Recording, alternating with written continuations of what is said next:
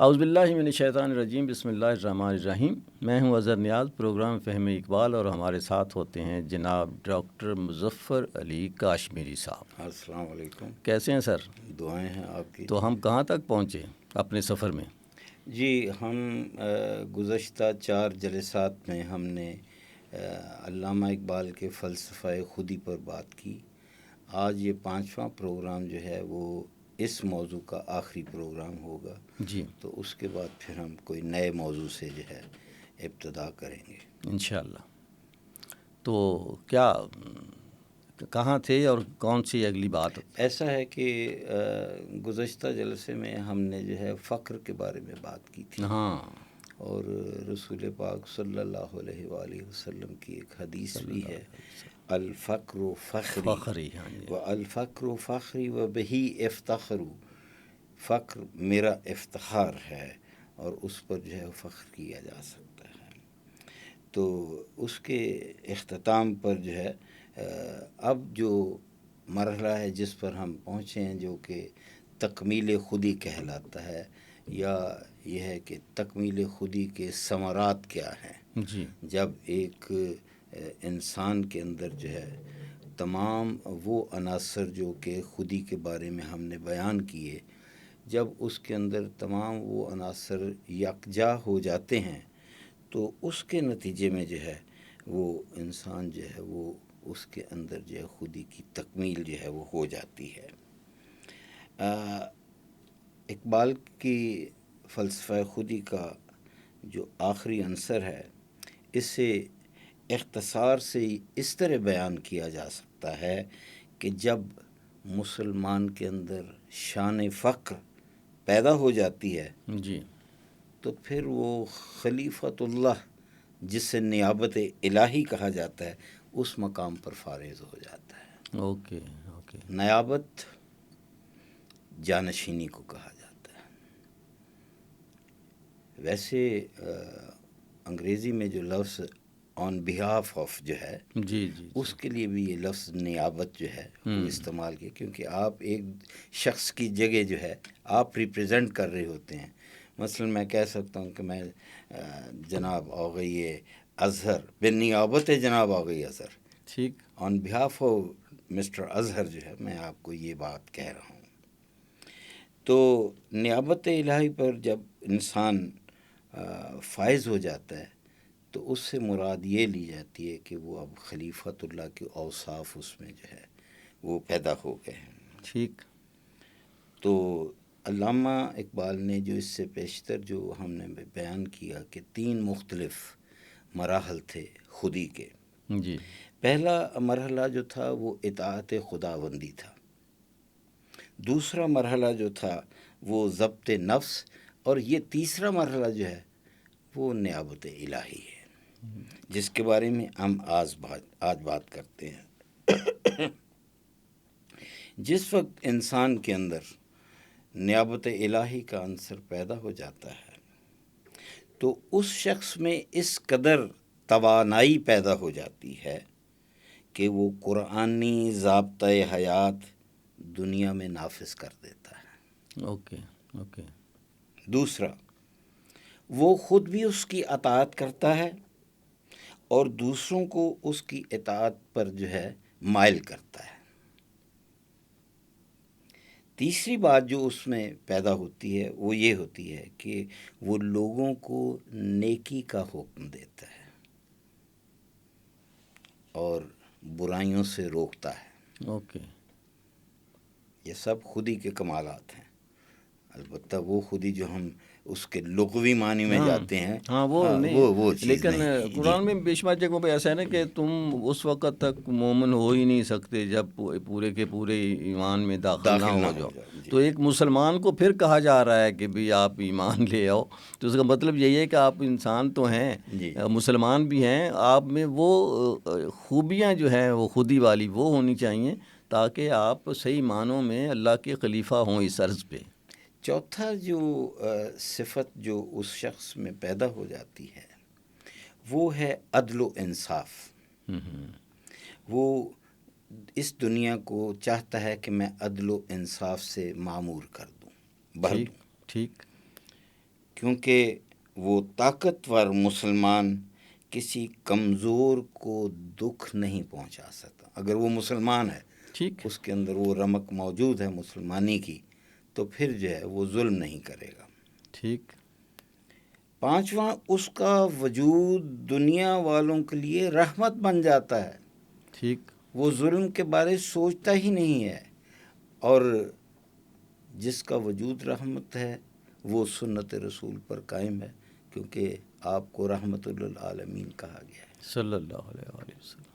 چھٹا، چونکہ وہ شخص اللہ کے لیے جیتا ہے تاکہ اللہ کا نام بلند ہو، اور اس لیے اللہ بھی اس کی مدد جو ہے نا کرنے پر جو ہے وہ آمادہ ہو جاتا ہے. ٹھیک. اس کو اللہ تعالیٰ کی طرف سے فتح و نصرت جو ہے اس میں جو ہے وہ میسر ہوتی ہے. تو یعنی ایک شخص جو کہ خلیفۃ اللہ کی صفات کا حامل ہو جاتا ہے، جو کہ نیابت الہی کے منصب پر فائز ہو جاتا ہے، تو اس کے اندر ایکسٹرا آرڈینری، جس کو ہم مافوق فطرت جو ہیں قوتیں جو ہیں وہ ایجاد ہو جاتی ہیں، اس کے اندر پیدا ہو جاتی ہیں. مثلا وہ عناصر اور زمان و مکان پر حکمران ہو جاتا ہے. واہ. دونوں چیزوں پر. اس کی ہم مثال ہے ہمارے پاس. مثال ہے محی الدین اورنگزیب کی. وہ دنیاوی دولت سے مالا مال تھا، لیکن ٹوپیاں سی کر رزق کماتا تھا. اور ٹوپیاں سی کر اتنا رزق صرف کماتا تھا کہ جسے ہم ضرورت سمجھتے ہیں. قوت لا یموت کہتے ہیں. اوکے. قوت نہیں، قوت لا یموت. اتنا کھانا مل جائے کہ وہ بندہ زندہ رہ سکے. اس روزی کو جو صرف جو ہے یہ اس پرپز کے لیے ہے. ہاں بالکل، جیسے کہا ہے نا کہ زندہ رہنے کے لیے کھائیں. ہاں، یہ نہ کہ کھانے کے لیے زندہ رہیں. کھانے کے لیے زندہ نہ رہے. تو وہ جو ہے اس کے اندر روزی حاصل اتنا کرتا تھا کہ وہ زندہ رہ سکے. فیاضی کا یہ عالم ہے. اس شخص میں ایک اور عنصر جو ہے وہ فیاضی، سخاوت جو ہے اس کا عنصر پیدا ہو جاتا ہے. وہ مستحقین کی مدد کرتا ہے. اور جب ہم اس فیاضی کی طرف آتے ہیں تو قرآن حکیم کی ایک سورہ ہے، 76ویں سورت ہے، جس کے 4 مختلف نام ہیں.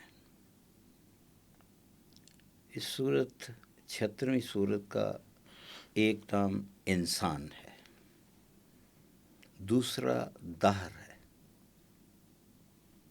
تیسرا حل عطا بھی ہے، چوتھا نام ابرار بھی ہے. ٹھیک. اس سورت جو ہے اس کی 6، 7ویں اور 8ویں جو آیات ہیں، اس کے اندر سخاوت کے بارے میں ذکر آیا ہے. اور وہ جو سخاوت کا ذکر ہے در حقیقت وہ سیدہ فاطمہ الزہرا، حضرت علی ابن ابی طالب اور ان کی ایک خادمہ تھی فضہ، ان کے بارے میں. یہ جو میں عرض کرنے لگا ہوں، اس حدیث کے اوپر فقہی اختلافات موجود ہیں. کچھ حضرات جو کہ اہل حدیث ہیں یا اور دوسرے دیوبندی ہیں، وہ اس کو سرے سے مانتے نہیں ہیں. لیکن یہ ہے کہ جو ماننے والے ہیں ان کے پاس جو ہے اس کے تمام تر جو ہے وہ حوالہ جات موجود ہیں. جی. اور وہ کہتے ہیں کہ یہ 3 آیات جو تھیں ان کا نزول جو ہے وہ اہل بیت کے ان 3 اشخاص کی شان کے اندر جو ہے وہ نزول ہوا ان کا۔ نہیں تو اہل بیت میں وہ جو ان کی لونڈی ہے وہ کیسے آ سکتی ہے؟ وہ جز تھی گھر کا، البتہ اس کو نام اہل بیت کو کیونکہ اہل لغوی بیت معنی میں لے لیں، لیکن جو رسول پاک کی اولاد جو ہے اس میں ان کا ذکر نہیں وہ ہے۔ تو یعنی جو معروف حدیث جو ہے، لیکن ہے اس میں وہ کہتے ہیں کہ جی فضا کے لیے بھی ہے، کیونکہ تینوں نے روزے رکھے تھے۔ حسنین کریمین جو ہے وہ جب وہ بیمار پڑ گئے تو انہوں نے کہا کہ ایسی نظر ہم مانتے ہیں کہ ہم 3 روزے رکھیں گے۔ ٹھیک۔ کئی جگہ لکھا ہوا ہے کہ حضرت علی ابن ابی طالب جو تھے وہ ایک شمعون بن ہاری تھا، خیبر کا یہودی تھا، اس سے کچھ پیسے لے کر آئے، تو 3 سا جو ہے وہ پیمانہ بتایا ہوا، اکثر اناج کو تولنے کے لیے، تولنے اور ناپنے کے لیے ہوتا ہے سا، تو وہ لائے اور انہوں نے پہلے دن روزہ رکھا، دوسرے دن، تیسرے دن، اور پہلے دن روزہ رکھا تو ایک مسکین فقیر جو ہے وہ افطاری کے وقت آ گیا، تو آپ نے وہ افطاری جو تھی اس کو دے دی، خود پانی پی لیا۔ پھر روزہ رکھا دوسرے دن، افطاری کا وقت آیا تو ایک یتیم آ گیا، وہ اس کو دے دیا، پھر پانی سے افطار کر لی۔ تیسرے دن جو تھا ایک قیدی آ گیا۔ میں نے ایک کتاب میں پڑھا بھی، بلکہ قرآن مجید کی تفسیر میں درج تھا، اسی سورہ دہر میں، کنز الایمان کی بات کر رہا ہوں میں، تو انہوں نے لکھا ہوا ہے کہ قدیم زمانے میں جو ہے وہ قیدی جو تھے ان کو وہ ہتھ کڑی لگوا کر تو مارکیٹ میں لے کر جاتے تھے، اور وہاں ان کو جو بھی کھانے کے لیے مل جائے اس سے گزار۔ اور اس بات کی میں تائید کرتا ہوں کیونکہ میں نے یہ عمل اپنی آنکھوں سے دیکھا۔ میں 1967 میں کابل میں تھا، تو کابل میں نے اس زمانے کے جو پولیس مین تھے ان کی وردی جو تھی اس پر پیوند لگے ہوئے تھے، انہوں نے ایک قیدی جو ہے اس کے ہاتھ باندھے ہوئے تھے اور اس کو مارکیٹ میں لے کر آئے ہوئے تھے کہ اس کی کو مدد ہو جائے، وہ روٹی کھا لے۔ تو اس میں کوئی شک نہیں کہ پرانے زمانے میں ایسا ہوتا ہوگا۔ تو وہ قیدی آیا، اس کو دے دیا۔ تو یہ ان کی سخاوت کا حال یہ تھا کہ خود بھوکے رہ دینا، اور یہ ہے کہ جو طالب ہے اس کو جو ہے وہ کرتے۔ تو یہ بھی خودی کی ایک انتہا ہے کہ انسان کے اندر سخاوت کا جذبہ جو ہے وہ پیدا ہو جاتا ہے۔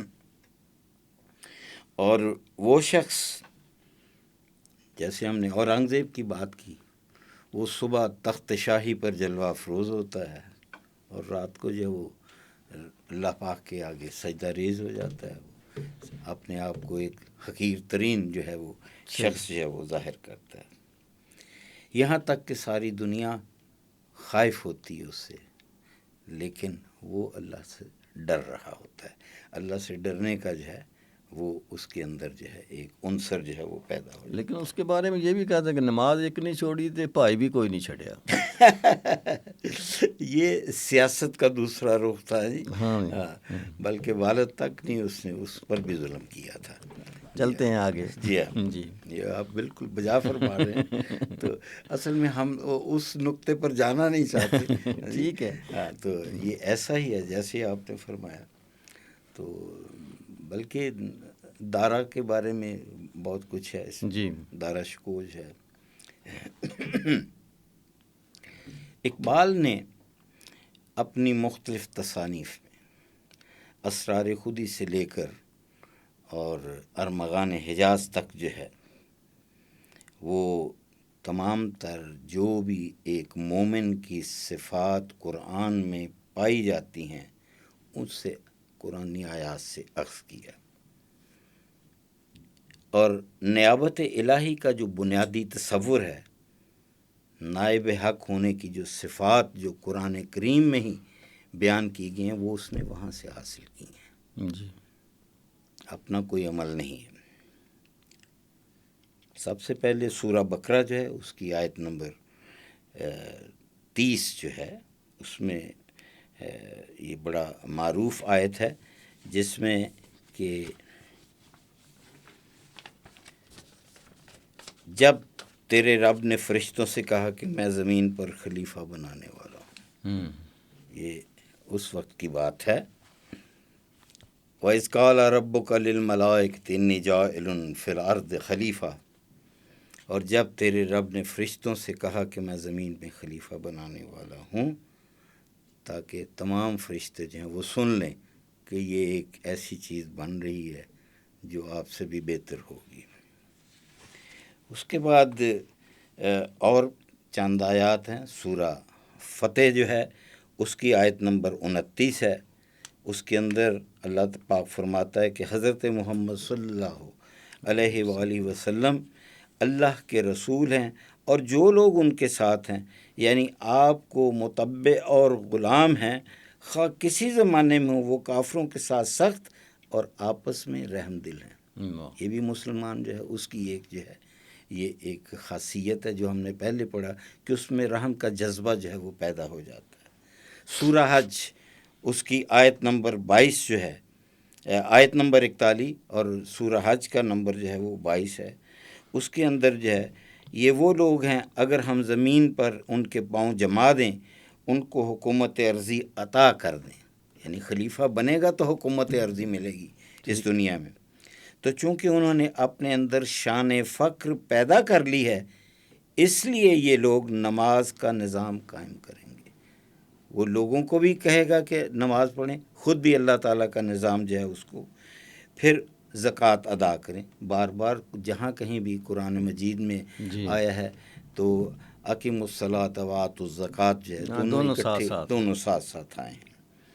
تو یعنی وہ شخص جو ہے نظام شرعی جو ہے اس کو جو ہے وہ نافذ کرتا ہے۔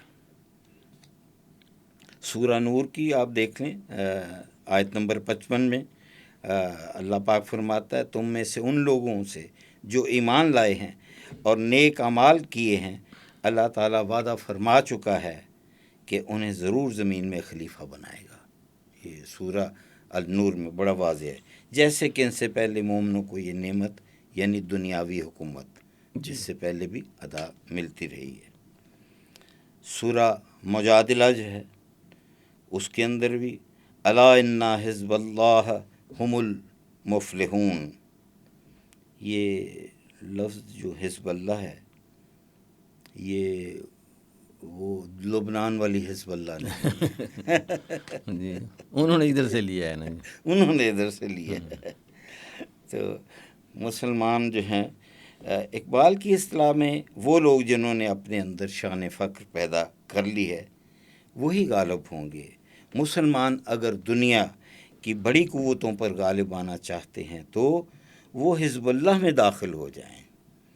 اب حزب اللہ میں داخل ہونا، اس جماعت میں داخلے کی شرط یہ ہے کہ وہ لوگ اپنی ذات میں شان فقر جو ہے وہ پیدا کریں، اس کے بغیر اس میں داخل نہیں ہوں گے۔ اور یہ شان عشق رسول صلی اللہ علیہ وآلہ وسلم سے ہی پیدا ہو سکتی ہے۔ عشق رسول آن حضرت کے عاشقوں کی صحبت اختیار کرنے سے پیدا ہوتا ہے۔ یہی اقبال کا فلسفہ ہے اور یہی ان کا جو ہے وہ پیغام ہے۔ یہ سورہ منافقون، پھر اسی طرح اور ہم سورہ صف جو ہے اس میں ہی ہے، یہ ساری جو آیات جو ہیں یہ بار بار جو ہمیں اسی اوصاف کے حامل شخص کی طرف لے جاتی ہیں۔ آخری جو صورت جس کی آیت سے ہے وہ ہے ان اللہ مع الصابرین۔ یہ جو جتنے بھی ہمارے جو گزشتہ 4 لیکچر تھے اور آج 5واں ہیں، اس میں ہم نے جو قرآنی آیات جن کا ذکر کیا تو 32 اس سے پہلے کا ذکر ہم کر چکے ہیں، اور 33ویں جو آیت ہے یہ سورہ بقرہ کی جو ہے آیت نمبر 153 ہے، 153 اس میں اللہ تعالیٰ جو ہے یا ایھا الذین آمنوا استعینوا بالصبر والصلاۃ ان اللہ مع الصابرین، یعنی انسان کی دو ہی حالتیں ہوتی ہیں، آرام اور راحت، نعمت یا تکلیف و پریشانی۔ نعمت میں شکر الہی کی تلقین اور تکلیف میں صبر اور اللہ سے استعانت کی تائید کی جاتی ہے۔ اس میں وہ میدان جنگ میں صبر صرف وہ شخص کر سکتا ہے جس میں شان فخر موجود ہو، بلکہ میدان جنگ میں جہاد کرنے کے لیے وہی جاتا ہے جو مومن ہوتا ہے۔ اس سے پہلے کہ میں آج کے اس جلسے کا اختتام کروں، میں چاہوں گا کہ علامہ اقبال کے چند اشعار جو ہیں وہ آپ کی خدمت میں پیش کی جائیں۔ علامہ یہ کہتے ہیں کہ نہ از ساقی نہ از پیمانہ گفتم، واہ، میں نے ساقی کی یا ساغر کی بات نہیں کی، حدیث عشق بی باکانہ گفتم، میں نے جو عشق الہی کی باتیں کی ہیں بڑے بغیر کسی خوف و خطر کے جو ہیں یہ بیان کی ہیں۔ شنیدم آنچه از پاکان امت، امت محمدیہ کے جو پاک متقی لوگ تھے ان سے جو میں نے جو کچھ سنا، تھوڑا باشوخی رندانہ گفتم، میں نے تمہیں وہ ذرا سا رندانہ انداز میں جو ہے تمہیں بیان۔ تو یہ سارا کچھ بیان کرنے کا اصل مقصد جو ہے وہ یہ ہے، یہ اور اس سے یہ بات عیاں ہو جائے گی کہ علامہ نے خود ہی کا فلسفہ کسی مغربی فلاسفر سے نہیں حاصل کیا، یا مغربی جو فضلاء ہیں ان سے حاصل نہیں کیا، بلکہ اقبال ہرگز نہ چاہتے تھے کہ مسلمان غیر اسلامی تصوف کے زیر اثر آ کر کاملاً بیگانہ ہو جائے، کیونکہ جو اس وقت ایرانی جو تصوف تھا یا جو یونانی تصوف جو تھا اس میں مکس تھا، تو علامہ اقبال نے اسے جو ہے تصوف گوسفندی کہا ہے، بھیڑ کا، کیونکہ بھیڑ وہ بزدل ہوتی ہے، ڈرپوک ہے۔ تو بلکہ انہوں نے ایک ایسا حیات بخش پیغام جو ہے وہ اشعار کی صورت میں جو ہے مسلمانوں کو دیا، تاکہ مسلمان اس پر عمل کریں اور سر افراز ہو جائیں۔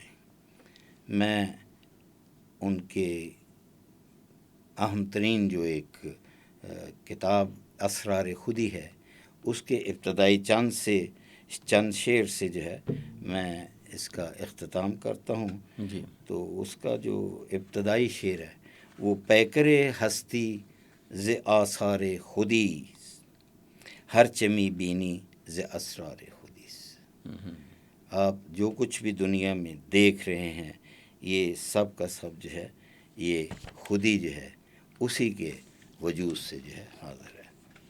وما علینا الا البلاغ۔ سبحان اللہ۔ بہت شکریہ۔ آج ہم گفتگو جو ہے اس سلسلے کی ختم کر رہے ہیں جو خودی کے حوالے سے تھی۔